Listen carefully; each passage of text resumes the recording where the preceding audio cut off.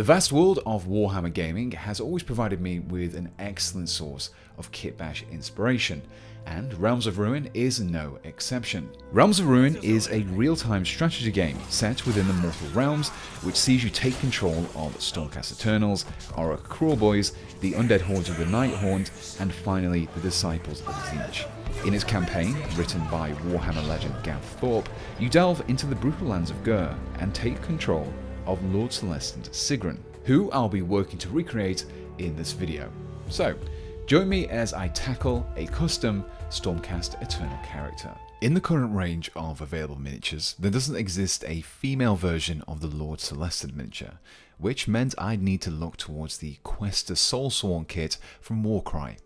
From this kit, the parts required to build one of the female Stormcast, specifically the legs, torso and cape, were clipped away and cleaned up.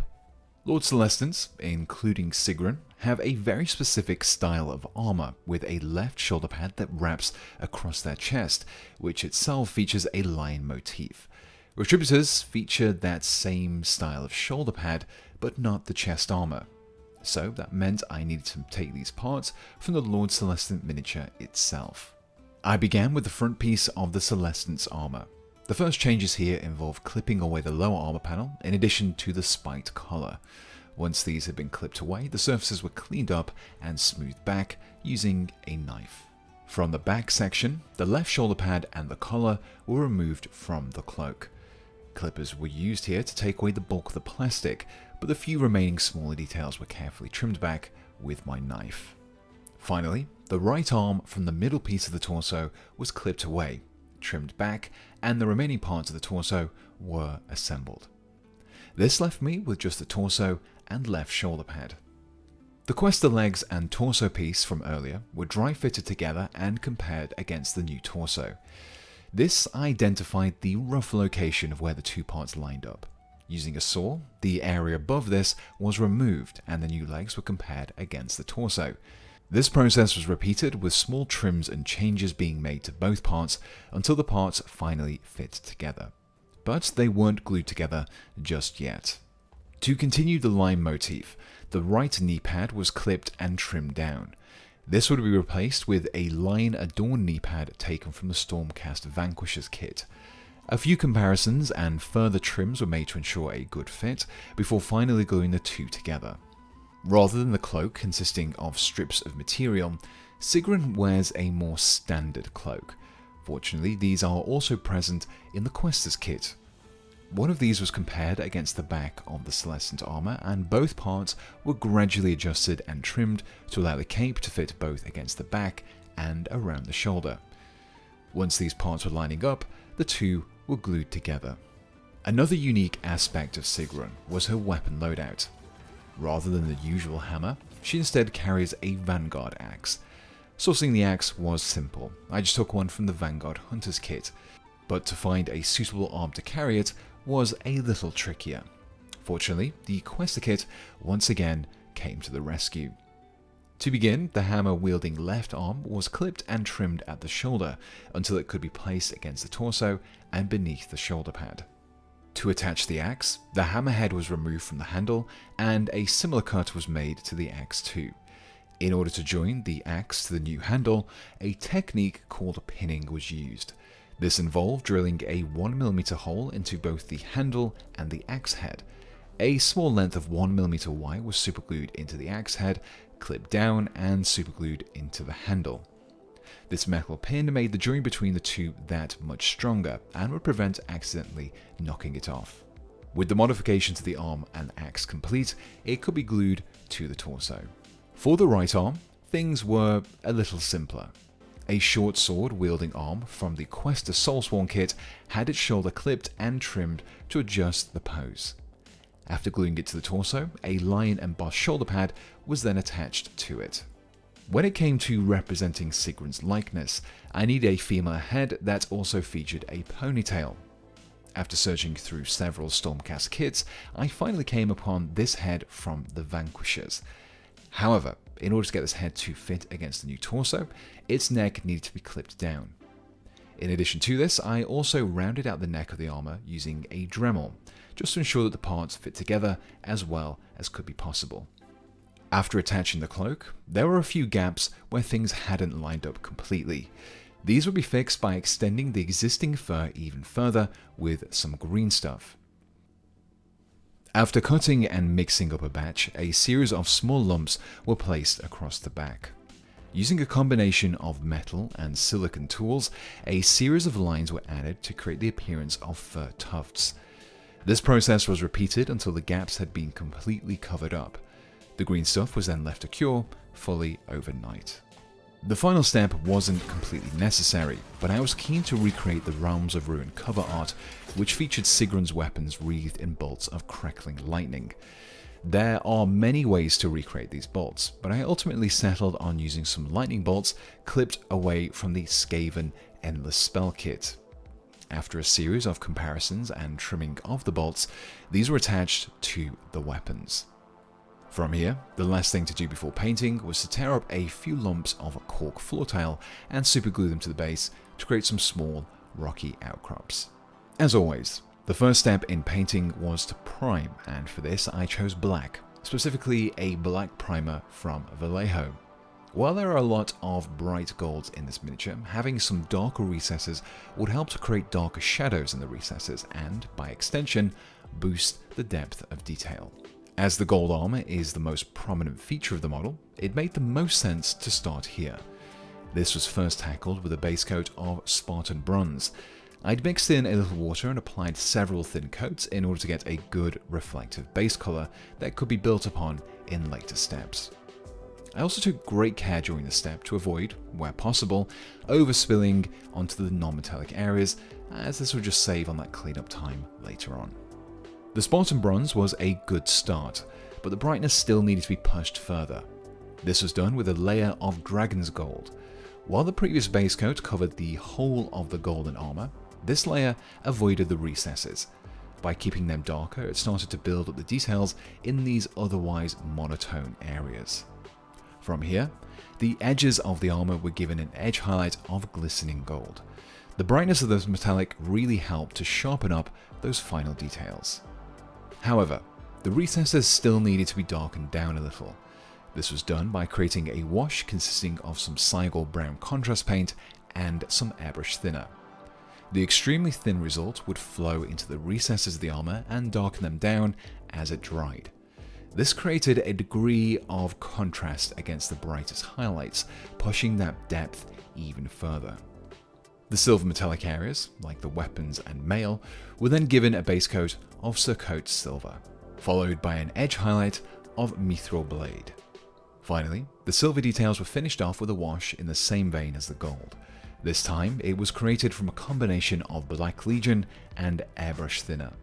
Following this step, my paint water was changed out to prevent those metal flakes getting into my subsequent layers. When it came to the non-metallics, the first areas to paint were the black areas, which included the gloves, the cloth between the armor, and a few pieces of the equipment.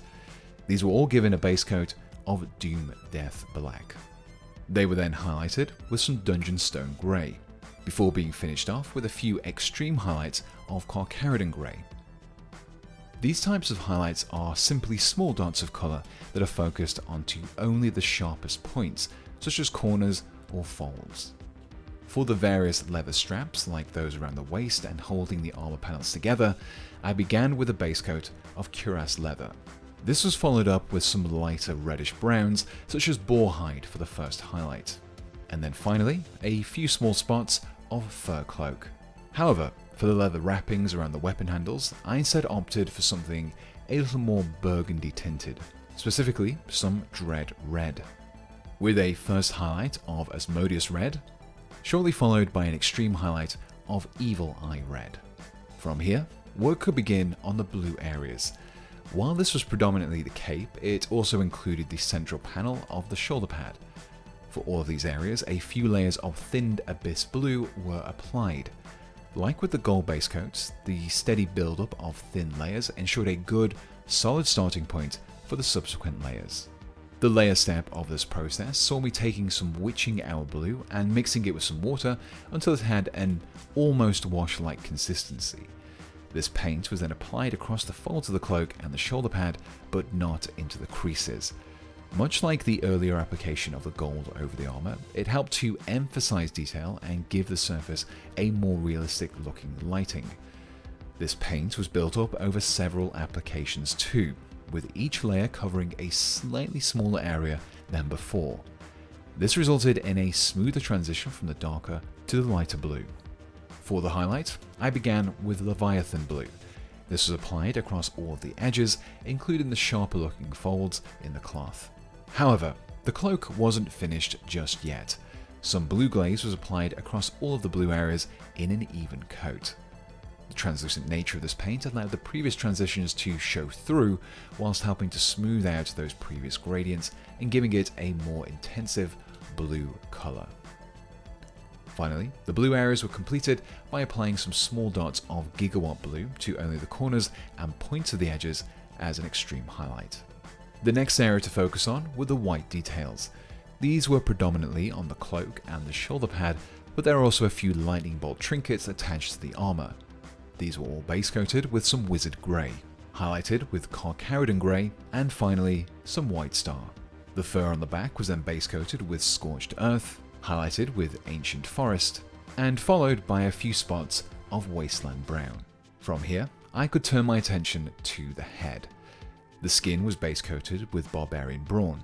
The facial features were then picked out with a layer of Dwarven Skin, before blending the previous two layers together with a glaze of Guilliman Flesh. Finally, only the most prominent facial features were picked out with Elven Skin. Sigrun's blonde hair was achieved by starting out with some Dragon Fang. The strands of hair were then picked out first with Skeleton Legion, and then with some of the even lighter Vampire Fang. With most of the base coat in place, the next area to focus on was the base. This was started off by giving the rocks on the base a dry brush with some Wizard Grey, which really helped to lift out the raised texture of that cork floor tile. This was followed by a lighter dry brush of Carcharodon Grey, which was focused across the more prominent edges of those rocks. With the rocks complete, the remaining areas between them were then given an earthy texture, using some of AK Interactive's basing paste. Great care was taken during the step to not accidentally spill onto the model itself. And once the whole base was covered, the paste was given plenty of time to dry overnight. Once the paste had completely dried, the whole base was coated with some Oblivion black wash. This would just help to darken down those recessed areas. The final areas to paint were the lightning bolts. The blue that I picked out for these needed to stand out against the darker blue of the cloak, and so some Sentient Turquoise was used as the base coat. The lighter turquoise is then followed with some Cursed Blue being the first highlight, and then the even brighter Raygun Glow being used for the more prominent edges. The final, extreme highlight saw me picking out the various spikes across the bolts with some pure white of White Star, both completing the lightning bolt effect and the miniature itself, which left me with this.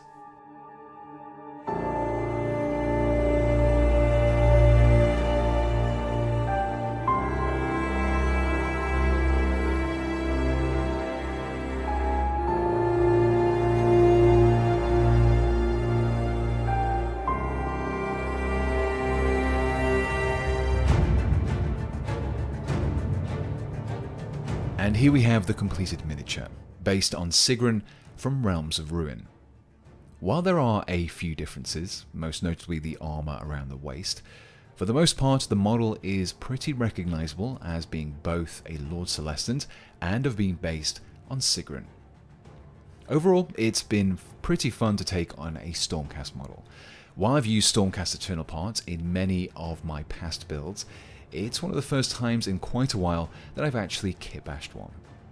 Now, as I've already mentioned, this video has been based on the Realms of Ruin game, and if you're a fan of real-time strategy and Age of Sigmar, then you should definitely check it out. And it's not just the Stormcast Eternals that are playable. You can also take command of the Cruel Boys, Disciples of Tzeentch, and Nighthorn forces across a procedurally generated campaign in Conquest mode, or against other players in multiplayer. Warhammer Age of Sigmar Realms of Ruin is out now, so use my link in the description to check it out for yourself and let me know how close this model is to Sigrun in the game.